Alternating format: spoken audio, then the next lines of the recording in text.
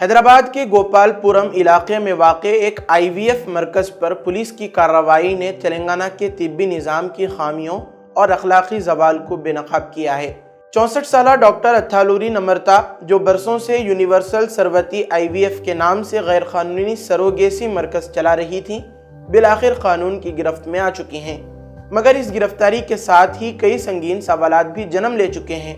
Doctor نمرتا پر الزام ہے کہ وہ طویل عرصے سے رجسٹریشن کی منسوخی کے باوجود نہ صرف اپنا کلینک چلا رہی تھیں، بلکہ ریاست بھر میں کئی دیگر مقامات جیسے کوکٹ پلی اور وشاکھاپٹنم میں بھی اس نوعیت کے مراکز سے منسلک تھیں۔ پولیس کو شبہ ہے کہ یہاں صرف 5 جوڑوں کو بچوں کی فراہمی ہی نہیں ہو رہی تھی، بلکہ غریب والدین کو رقم دے کر ان کے بچے حاصل کیے جاتے تھے، جو ممکنہ طور پر بچوں کی اسمگلنگ کے دائرے میں آتا ہے۔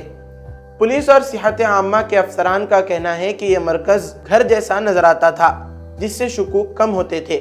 ملاقاتوں کا وقت رات کے آخری پہر رکھا جاتا تھا تاکہ کوئی بھی باہر سے جوڑوں کی آمد و رفت محسوس نہ کرے۔ یہ طرز عمل صرف قانونی ذمہ داریوں سے بچنے کی کوشش نہ تھا، بلکہ انسانی جذبات اور غربت کی مجبوریوں کا استحصال بھی تھا۔ اس معاملے نے ضلعی و ریاستی سطح پر طبی اداروں کی نگرانی اور لائسنسنگ نظام پر بھی انگلیاں اٹھائی ہیں۔ اگر رجسٹریشن منسوخ ہو چکا تھا تو یہ مرکز اتنے طویل عرصے تک کس طرح سرگرم رہا؟ کیا یہ محض ایک فرد کی مجرمانہ ذہنیت تھی یا ایک پورا نیٹ ورک جس میں متعلقہ افسران کی غفلت یا ملی بھگت بھی شامل ہے؟ بچوں کی خرید و فروخت کا اندیشہ اس واقعے کو صرف ایک غیر قانونی کلینک کی کہانی نہیں رہنے دیتا۔ اگر واقعی ڈاکٹر نمرتا نے غریب والدین سے بچے لے کر انہیں 5 جوڑوں کو فروخت کیا ہے تو یہ عمل انسانی اسمگلنگ اور بچوں کے بنیادی انسانی حقوق کی کھلی خلاف ورزی ہے۔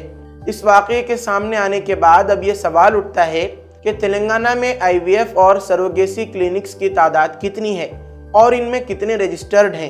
کیا موجودہ قوانین اور نگرانی کے نظام ایسے جرائم کی بروقت روک تھام کے لیے مؤثر ہیں؟ کیا بچوں کی فروخت کے اس دھندے میں دیگر حلقے بھی ملوث ہیں، جیسے نرسنگ ہومز، دلال یا خود طبی افسران؟ حسن مدینہ ٹورز اینڈ ٹریولز برسوں سے حجاج کرام کی خدمت میں مصروف۔ بھروسہ آپ کا، خدمت ہماری۔